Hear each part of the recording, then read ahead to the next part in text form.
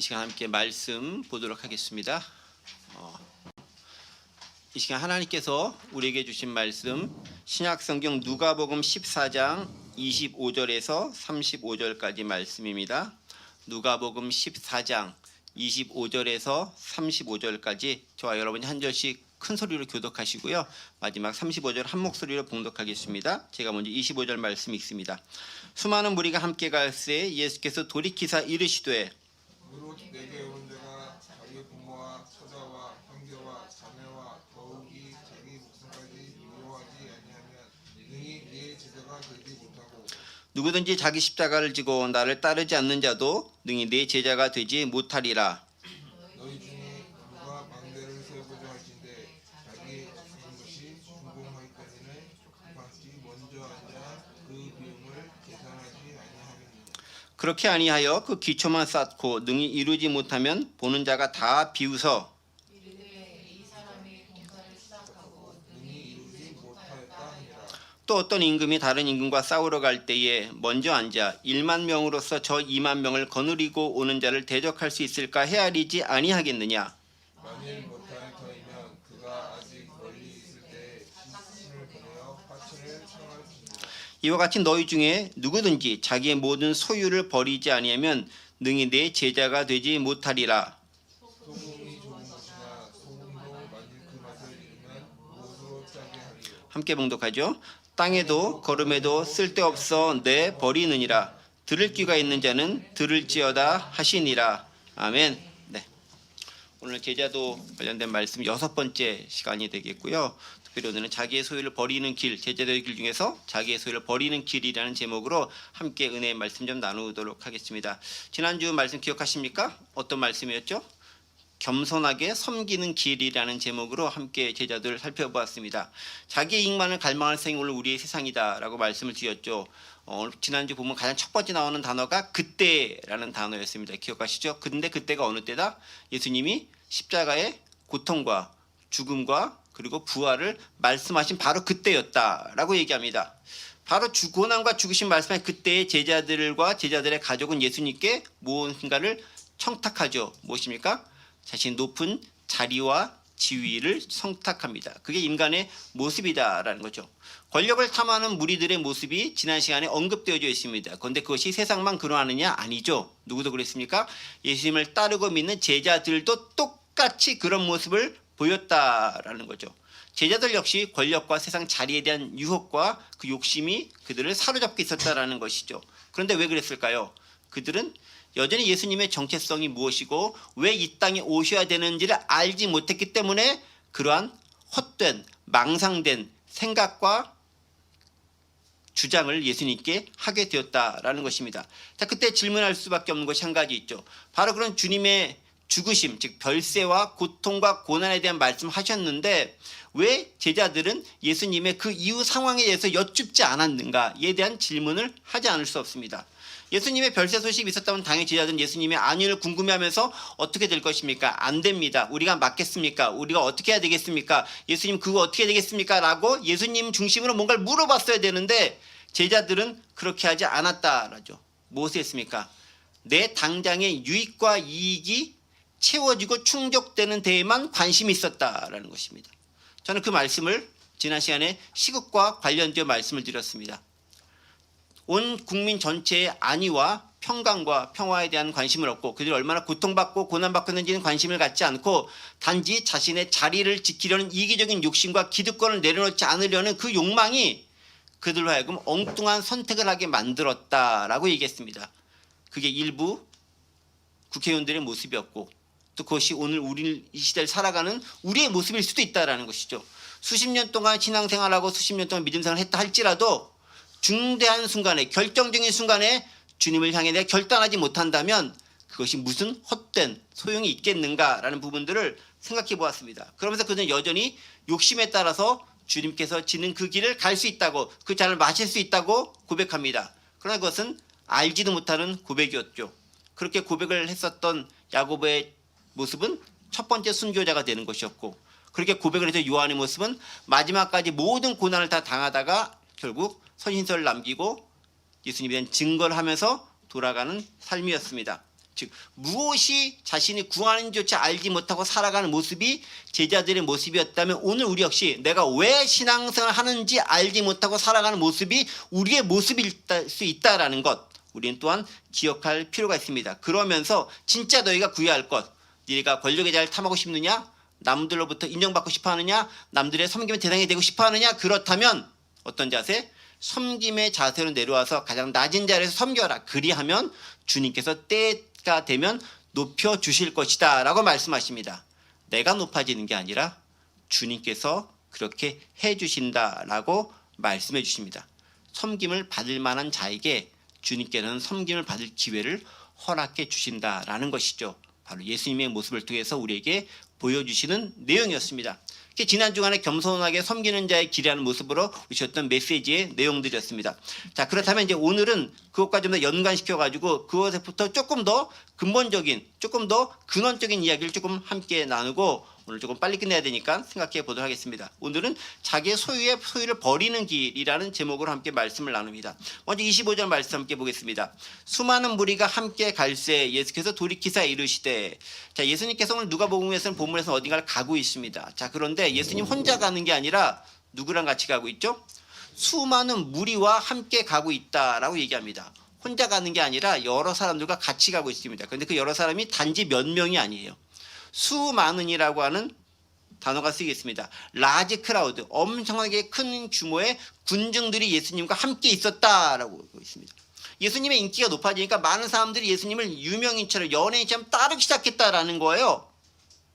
그런데 예수님께서 그쯤 되면은 의기양양해가지고 그들에게 보면서 환호하면서 뭔가 멋진 연설을 하시고 싶을 듯한데, 그리고 그들을 자랑스러워하면서 이렇게 속된 말로 뻐기기도 싶어 하실 텐데 그런 모습을 보이지 않고 돌이키사 뭔가 말씀하신다라고 하는 겁니다. 자, 보세요. 수많은 무리가 예수님과 함께 있습니다. 예수님께서 기적도 행하고 이적도 행하고 말씀도 권위 있게 정하고 뭔가 탁월한 걸 보니까 많은 사람들이 따르고 쫓아오고 있습니다.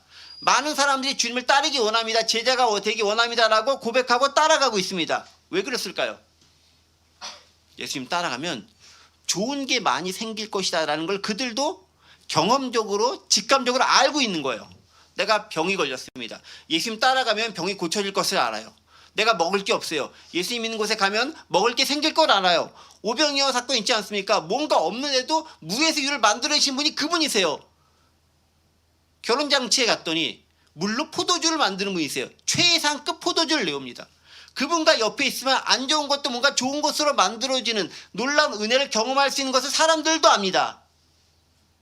예수 믿으면 좋은 것이 많다라고 느끼기 때문에 사람들은 본능적으로 많이 주님을 따라갑니다. 호기심도 있었겠죠. 여러분들은 예수님을 왜 따라갑니까? 물론 우리도 기본적으로 예수님 믿으면 좋은 게 많이 생기기 때문에 따라갑니다. 기본적으로 가장 좋은 것은 우리의 구원이죠.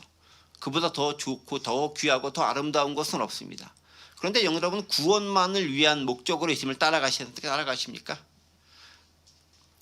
초대교회 성도들은 정말 아무것도 없이 예수님을 따랐습니다. 예수님 핍박과 박해 받기 전에는 예수님의 그 놀라운 기적적이고 이적적인 일들로 인해 병고침을 받기 위해, 또 배고픔을 채우기 위해, 나의 필요를 채우기 위해 예수님을 따랐고 많은 분 충족을 얻었습니다. 그런데 예수님 부활 승천하신 이후에는 그것들이 그렇게 그들에게 제공되지 않았어요. 오히려 유대인들과 로마 군인들로부터 박해가 임했습니다. 그런데도 그들은 따랐습니다. 왜? 구원이 더 중요한 것을 알았기 때문이죠. 오늘 우리 다시 한번 여러분들에게 여쭙습니다. 여러분들은 예수님을 따르는 수많은 무리입니까? 그렇다면 왜 따르고 계십니까? 주님을 따르면 마음의 안정을 얻기 때문에, 주님을 따르면 물질적인 복이 있기 때문에, 주님을 따르면 건강이 회복되기 때문에, 주님을 따르면 회사에서 승진이 잘 되기 때문에, 주님을 따르면 돈을 많이 벌 수 있기 때문에, 주님을 따르면 사회적 관계가 좋아지기 때문에 라는 이유들은 혹시 아닙니까? 그것을 그대로 나쁘다라고 치부할 수는 없지만 그것만이 이유가 된다면 우리는 주님을 잘못 따르고 있는지도 모릅니다. 어떻게 수많은 무리 가운데 하나로 따르고 있을지도 모르겠습니다. 그런데 그것들은 어느 순간 키지라는 때가 오죠. 즉 어느 순간 창수가 나고 폭풍이 오고 회오리가 몰아칠 때 진짜와 아닌 것들은 구분되게 되어져 있습니다. 주님도 그것을 아시는 거죠. 그래서 수많은 무리가 함께 갈 때 예수님께 돌이켜서 뭔가 말씀하십니다. 뭐라고요? 니네 그렇게 나를 좋다고 따르고 있지. 근데 진짜 나중에도 내가 이런 말하는데 따르는지 한번 볼까? 라고 생각을 가지고 26절부터 말씀하십니다. 26절이죠. 물은 내게 오는 자가 자기 부모와 처자와 형제와 자매와 더욱이 자기 목숨까지 미워하지 아니하면 능히 네 제자가 되지 못한다. 라고 말씀하십니다. 자, 예수님을 따르는 자의 각오 첫 번째 것을 얘기하죠. 무엇입니까? 나와 너 자신과 너의 가족까지도 부인하라라는 거예요. 우리는 예수님을 따르는 가장 큰 목적이 나와 내 자신과 우리 가족의 안위를 위해서, 평안을 위해서, 부유함을 위해서 따른다라고 이야기하고 있지만 예수님은 오히려 그 반대의 것을 얘기하죠. 그 마음을 쏙 꿰뚫어 보시고 정확히 얘기하는 거예요. 너의 그 유익을 위해서 따르고 있구나. 근데 나를 진짜 따르려고 한다면 네가 원하고자 하는 것들을 포기해야만 따를 수 있어 라고 얘기하는 거예요. 예수 믿기로 하는 거 쉽지 않은 거예요. 어떻게 보면 잘못 선택한 것일 수도 있어요. 이 세상 예수 제대로 믿기 무척 힘들어요. 근데 왜 예수님을 많이 믿을까요? 예수님께서 진정 요구하시는 것들은 제껴놓고 좋아 보이는 것만 얻으려고 하는 우리의 욕심이 그렇게 만든 것이죠. 뭘 부인하라고 합니까? 자기 부모와 처자와 형제 자매를 부인하라는 거예요. 이 땅이 불쌍한 대한민국의 아빠들은 가족을 위해서 엄청 헌신합니다. 자기 자신보다 가족을 위해 헌신한다고 보통 얘기합니다. 그거 하지 말라는 거예요.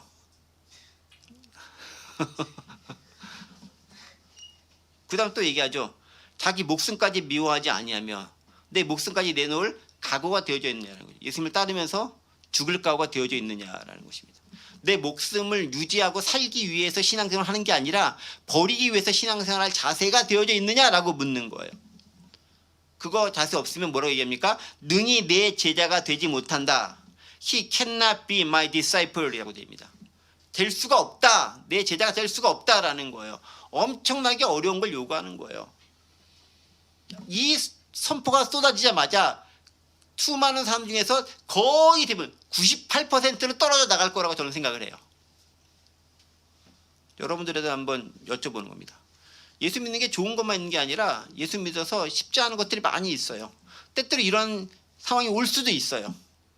주님을 택할 것이나 가족을 택할 것이나 저는 그런 상황이 오지 않기를 간절히 바라지만 그런 상황이 오야 될 경우도 있습니다. 초대교회 사람들은 그런 상황이 오는 경우도 많이 있었어요. 또 어려운 상황 가운데서 신앙생활하는 많은 믿음의 선진들은 그 상황을 처하기도 했습니다. 그때 무엇을 선택할 수 있겠느냐라고 여러분들에게 묻는 거예요. 두 번째 예수님을 따른 자의 각오 27절입니다. 누구든지 자기 십자가를 지고 나를 따르지 않는 자도 능히 내 제자가 되지 못하리라. 더 힘듭니다. 그냥 부인하라는 것만 아니라 네가 짊어져 십자가도 있다라는 거예요. 아니 그냥 버리는 것도 힘든데 뭘 더 무거운 걸 짊어지고 가라고요? 나한테 좋은 거 주신다는 게 아니라 네가 있는 거 버리고 하기 싫은 것까지 가지고 가야 된다고요? 라고 물어보는 거예요. 이 시점에서 99.9% 떨어져 나갈 수 있다고 생각합니다. 실제로 예수님 제자 12명밖에 안 됐고요. 마지막 죽음의 순간까지 십자가 사건까지 지킨 제자는 하나도 없었습니다. 오직 여인들 몇만 그 자리를 지켰습니다. 그러니까 지금 제자 되겠다고 막 발버둥 치고 아우성하고 막 이렇게 소리치고 호언장담하는 거 다 쓰잘데기 없어요. 베드로가 대표적으로 증언합니다.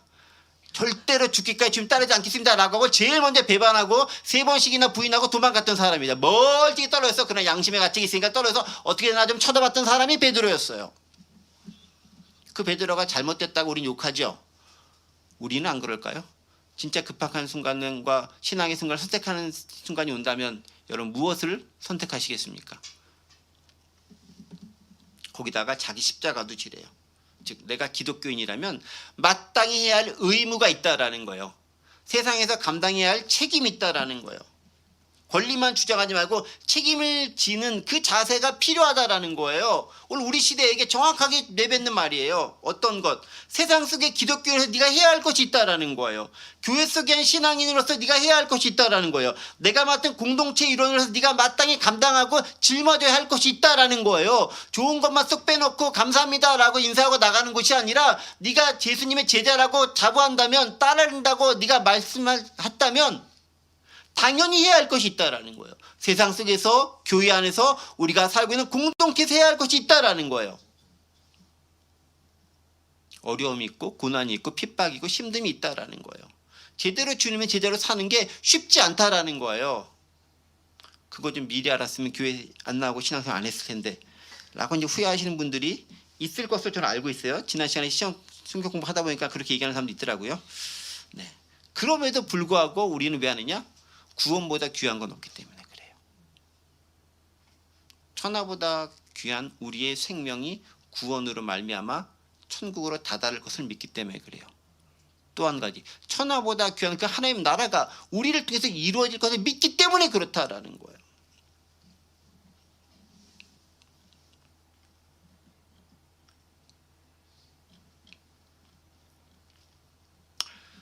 그런데 이게 무척 어려운 것이 사실이긴 해요. 그래서 저는 그런 생각을 해봅니다. 자, 일단 다음에 넘어가세요. 빨리 좀 넘어가야 되니까. 자, 그러면 이렇게 내가 마땅히 해야 할 두 가지 것들, 자기와 자기 가족을 부인하는 것과 자기 십자가를 지는 것을 해야 된다라고 한다면은 쉽지 않다라는 거죠. 그래서 내가 믿음 생활을 제대로 하기 위해서는 내가 정말 잘 할 만한지 아는지를 가늠해 보는 자세가 일단 필요합니다. 진짜 내가 할 수 있을까 없을까 하는 자세가 필요하다라는 거예요. 이미 여러분들은 발을 들였기 때문에 빼도 박도 못할 형편과 처지다라고 생각할지 모르겠지만 그냥 끝까지 한번 들어오면 좋을 것 같아요. 자, 이제 어떤 자세가 필요한가? 28절부터 30절까지 말씀인데 제가 볼게요. 너희 중에 누가 망대를 세우고자 할진대 자기가 가진 것이 준공하기까지에 족할는지 먼저 앉아 그 비용을 계산하지 않겠느냐. 그렇게 아니하여 그 기초만 쌓고 능히 이루지 못하면 보는 자가 다 비웃어 이르되 이 사람이 공로를 잡고 능히 이루지 못하였다 하리라. 제자가 들만한지 나는 먼저 가늠해 보다라고 하면서 제일 첫 번째 비유로 뭘 재면 망대를 세우는 자가 어떻게 해야 되는가를 예를 들어 설명하고 있습니다. 망대라는 게 이렇게 이렇게 적을 감시할 수 있는 그런 공사를 얘기하는 거죠. 즉 세상에 있어 어떤 공사를 하는 데 있어서 기업이 어떤 사업을 추진하는 데 있어서 내가 뭔가를 프로젝트를 추진하는 데 있어서 그것이 가능한지 아닌지 성공하는지 아닌지 가능성이 얼마나 되는지 미리 타진해 보고합니다. 무턱대고 시작하지 않아요. 특히 기업하시는 분들은 얼마나 철저하게 시장 조사하는데요. 어디 하나 브랜치라도 낼 거면 그 지역이 시장 조사에 타당성이 있는지 없는지를 정말 면밀하게 조사하고 그 자리에 브랜치를 냅니다. 그 제일 잘하는 게 스타벅스라고 하잖아요. 그래서 스타벅스 옆에 하면 일단 사람들은 많이 몬다라고 얘기합니다.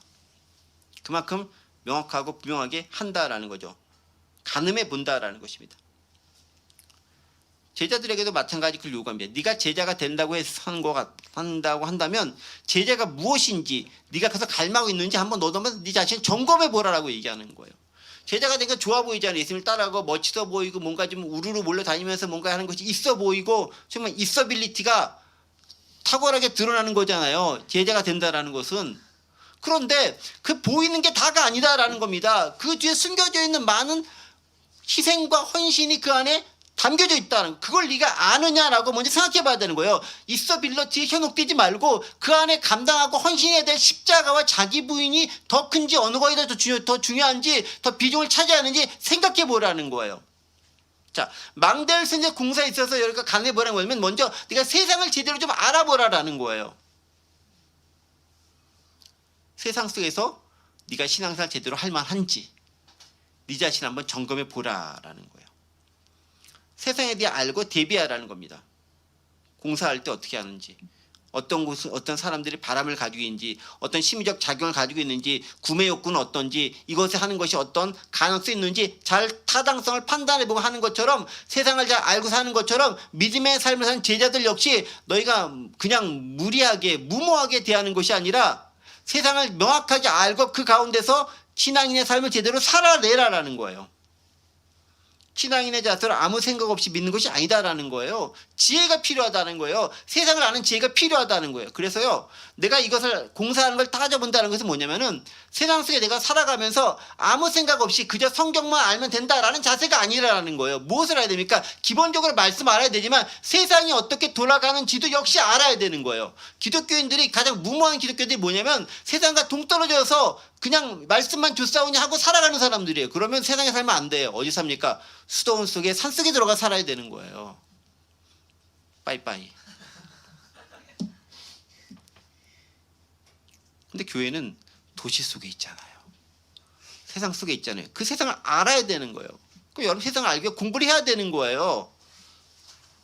성경을 몰라야 된다는 게 아니라 말씀을 기본적으로 알고 세상도 알아야 되는 거예요. 그래야 내가 제자로 제대로 살만한지 한번 세상을 살아볼 만한지를 판단할 수 있습니다. 거기서 내가 할 수 있다라는 오케이 사인을 받아야 되는 거예요. 근데 내 능력 치료만 하면 안 되겠죠.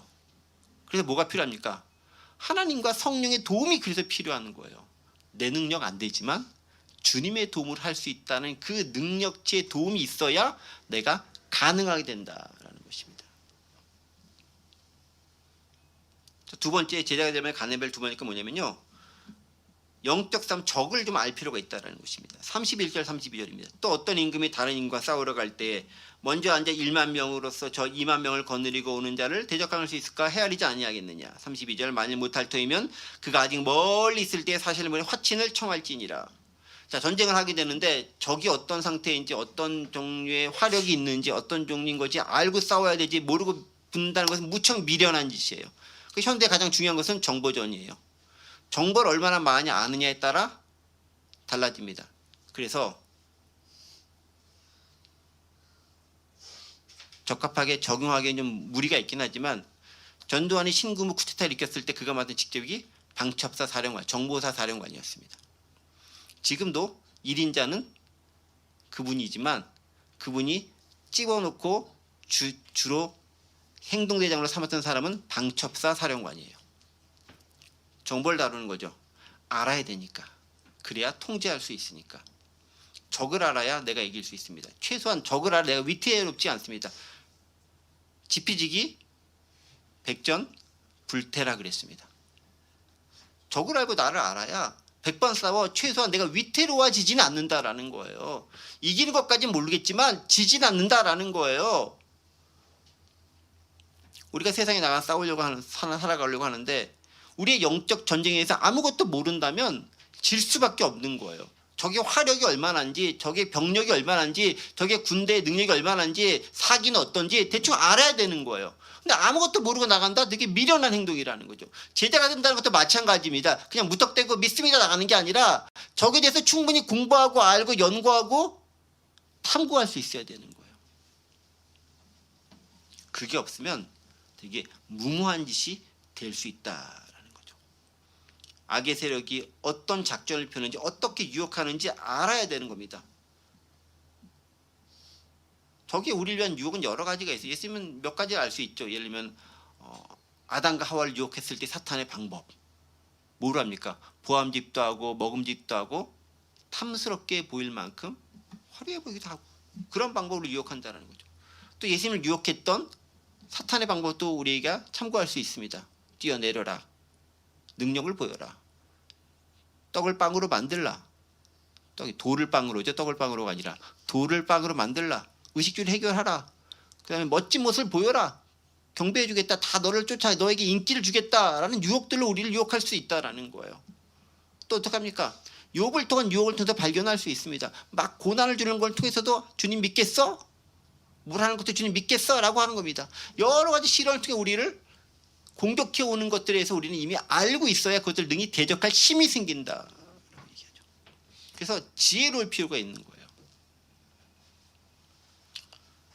그런데 이 모든 것들을 종합해가지고 마지막에 33절에서 이야기합니다. 이와 같이 너희 중에 누구든지 자기의 모든 소유를 버리지 아니하면 능히 내 제자가 되지 못한다. 무엇입니까? 그 모든 것이 가능하기 위해 가장 필요한 전제 조건이 무엇입니까? 자기의 모든 소유를 버려야 된다. 내 욕심과 내 욕망과 가지고 있는 것을 주님 앞에 내려놓지 않으면 아무것도 안 된다라는 것입니다. 근데 참 갈수록 태산이죠. 쉽지 않잖아요. 그나마 지키는 것도 어려운데 버리라니. 근데 여기서 주님의 반전과 역설에 놀라운 은혜가 임하는 거죠. 내가 모든 것을 버리는 순간 주님은 더하여 주신다라는 것입니다. 하지만 착각하지 말아야 할 것은 더하여 주실 것을 믿고 그 욕심을 가지고 버리는 척하면 안 된다라는 거예요. 무슨 얘기냐? 버리는 척하는 것과 버리는 것은 달라요. 버리는 척하는 것은 내 것에 대한 욕심을 가지고 그것을 내가 갖겠다라는 생각이 깔려있는 것이고 진짜 버리는 것은 안 갖겠다라는 생각을 가지고 하는 거예요. 동기가 달라요. 그런데 그 다른 동기가 다른 결과를 맞춰내느냐? 척하는 사람은 속여도 주님은 속이지 못하는 거죠. 비전문가는 속여도 전문가는 속이지 못해요. 그런데 진짜 아는 사람은 진짜 그런 각오를 버리기 때문에 기대하고 예상치 못했던 놀라운 것들을 주님께서 채워주시는 은혜가 있습니다. 그게 진짜 믿음으로 살아가는 삶의 모습이다라는 것입니다. 그래서 제자는요, 내 것을 다 버리고 주님이 주신 능력으로 살아가는 거예요. 어떻게? 성령의 능력으로 살아가는 겁니다. 어떻게? 은사를 주십니다. 죄를 감당할 수 있도록 힘과 능력을 주시고 때에 따라 자족하는 마음 주셔서 돈이 있으나 없으나 필요한 거에 필요에 따라서 주님께서 허락해 주시는 것들이 있습니다. 그것을 따라 살아가는 삶이 바로 제자의 삶이다라고 이야기하십니다. 뭔가 경제적 물질 유익을 얻으려는 욕심을 내어버릴 때 진정 더 좋은 것을 허락해 주신 은혜를 경험할 수 있습니다. 그런 자세가 니네 가운데 가지고 있느냐라고 물어보는 거예요. 그게 제자 자세라고 물어보는 거예요. 그리고 한마디로 정의 내립니다. 제자는 무엇과 같다? 34절에 소금과 같다. 소금이 좋은 것이나 소금이 만약 그 맛을 잃으면 무엇을 짜게 하리려. 땅에도 걸으면서 쓸데없어 내버리느니라. 들을 꿰는 자는 들을지어다. 소금의 역할은 뭐죠? 짜게 하는 것입니다. 부패하지 않게 하는 것입니다. 그게 소금의 역할인 것이죠. 그런데 제자는 뭐와 같다? 소금과 같다라고 얘기합니다. 근데 그 소금이 맛을 잃으면, 제자가 제자로서의 정체성을 상실하면, 제자가 제자 같지 않은 삶을 살아가면, 기독교인이 기독교인처럼 살지 않으면 있으나 없으나 마나한 존재가 될 뿐더러 더더구나 더 안 좋은 것이 있죠. 땅에도 걸음에도 쓸데없어 내버리느니라. 걸음만도 못한다라는 거예요. 땅에 그거 있으면 쓸데없어가지고 쓰레기만도 못하다라는 거예요. 그러니까 둘 중에 하나인 거예요. 제대로 된 제자가 되거나 세상에 쓰레기만도 못한 자가 되거나, 어설픈 기독교인들은 딱 그럴 수 있다라는 거예요. 저는 요새 시골로 보면서 그런 생각을 많이 해요. 어설픈 기독교인들이 점점 사라져가고 있구나. 무슨 말입니까? 본인의 정체가 드러나는 걸 통해 가지고 진짜 믿음과 가짜 믿음이 드러나고 있는 시대가 되었구나라는 생각을 하게 됩니다. 말씀을 정리합니다. 제자는 소금과 같은 존재입니다. 소금의 중요한 것은 자신의 짜다는 정체성입니다. 부패하지 않은 정체성입니다. 그 정체성을 제자로서의 기독교인이 가지고 있는가? 우리는 질문해 봐야 됩니다. 그래서 그 정체성을 가지고 있다는 것은 내가 내 것과 모든 것을 포기할 수 있고 내 소유를 버릴 수 있느냐, 그리고 주님의 것으로 만족하며 살아갈 수 있느냐, 그리고 그 능력이 내 힘과 능력이 아니라 주님의 힘과 능력으로 모든 것을 감당할 수 있느냐라는 질문에 능히 대답할 수 있어야 됩니다. 그리고 그것은 세상을 알고 적을 알아야 가능합니다. 그런 자세를 통해 참다운 주님의 제자가 될 수 있는 저와 여러분이 되기를 간절히 원합니다. 기도합니다. 은혜와 사랑 하나님 감사합니다. 오늘 함께 제자의 길에 대해서 다시 함께 생각해 봅니다. 주님의 제자라고 하면서 내 이기적인 욕심만을 위해 살아가지는 않았는지요. 오히려 모든 것을 버릴 때 더하여 주시는 주님의 은혜가 우리 가운데 가득함을 믿고 살아가기 원합니다. 참다운 그리스도인으로 세상 속에 꼭 필요한 존재로, 소금과 같은 존재로 살아갈 수 있도록 은혜 베풀어 주옵소서. 감사드리며 예수 그리스도의 이름으로 기도하옵나이다. 아멘.